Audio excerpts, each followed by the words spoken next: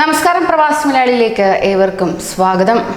വന്ദേ ഭാരത് മിഷന്റെ ഭാഗമായി ഗൾഫ് മേഖലയിൽ നിന്നടക്കം ഇന്ന് 10 വിമാനങ്ങളാണ് ഇന്ത്യയിലേക്ക് സർവീസ് നടത്തുന്നത്.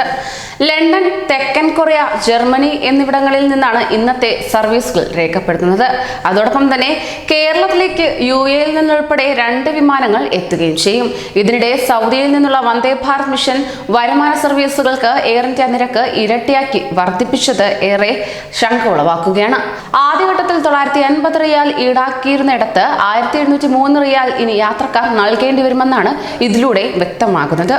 വന്ദേ ഭാരത് 3ാം ഘട്ടത്തിലേക്കുള്ള വിമാന ടിക്കറ്റ് ബുക്കിംഗ് വെള്ളിയാഴ്ച വൈകിട്ട് 5 മണിയോടെയാണ് എയർ ഇന്ത്യ ആരംഭിച്ചിരുന്നത്. USA, കാനഡ, UK, യൂറോപ്പിലെ വിവിധ സ്ഥലങ്ങൾ എന്നിവിടങ്ങൾ ഉൾപ്പെടെ വിവിധ രാജ്യങ്ങളിൽ നിന്നുള്ള 300 വിമാന സർവീസുകളിലേക്കാണ് ബുക്കിംഗ് ആരംഭിച്ചിരിക്കുന്നത്. അതോടൊപ്പം തന്നെ ബുക്കിംഗ് ആരംഭിച്ച മണിക്കൂറുകൾക്കകം 10,000ങ്ങളാണ് ടിക്കറ്റ് ബുക്ക് ചെയ്തത്. വെള്ളിയാഴ്ച രാത്രി 8 മണിക്കുള്ളിൽ 22,000 സീറ്റുകൾ ബുക്ക് ചെയ്തിരുന്നു. കൂടാതെ ഒമാനിൽ നിന്ന് 2 ചാർട്ടേഡ് വിമാനങ്ങൾ ശനിയാഴ്ച കേരളത്തിൽ എത്തുകയും ചെയ്തിരുന്നു.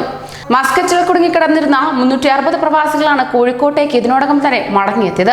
മസ്കറ്റ് KMCC-യും ICF-ഉമായിരുന്നു ഒമാനിൽ നിന്ന് ആദ്യമായി ചാർട്ടേഡ് വിമാനങ്ങൾ ഒരുക്കിയിരുന്നത്. അതേസമയം കോർപ്പറേറ്റ് കമ്പനികൾക്ക് കേരളത്തിലേക്ക് അനുവദിച്ച ചാർട്ടേഡ് വിമാനങ്ങളിൽ ആദ്യ service Malabar gold and diamond ഗ്രൂപ്പിനായിരുന്നു. ആദ്യ വിമാനത്തിൽ 171 പേർ കോഴിക്കോട്ടേക്ക് എത്തിച്ചേരുകയും ചെയ്തു. കൂടുതൽ പ്രവാസി വാർത്തകൾക്കായി ഈ ചാനൽ സബ്സ്ക്രൈബ് ചെയ്യൂ.